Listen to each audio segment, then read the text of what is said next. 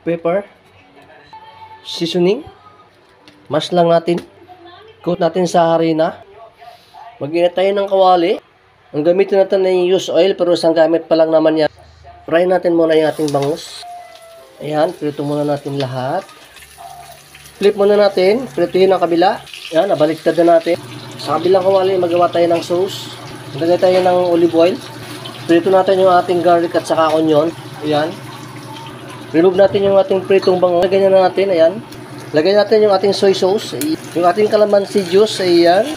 Brown sugar, 1 teaspoon. Maglagay tayo ng black pepper, ayan. Seasoning, ayan. Maglagay rin tayo. Mix lang natin, mag-well combine. 1 cup fresh water, lagay na natin. Magprito muna tayo dito ng onion rings. Lagay na natin.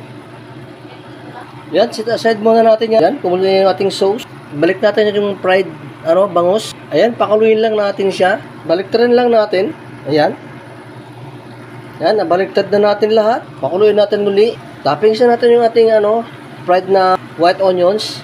At ayan, luto na yung ating bangus stick. Ayan, na-transfer na natin sa ating serving plate. At kung nagustuhan naman nyo itong ginawa ko, huwag nyo kalimutan i-share, follow, likes. Thank you for watching. See you in the next video. Bye.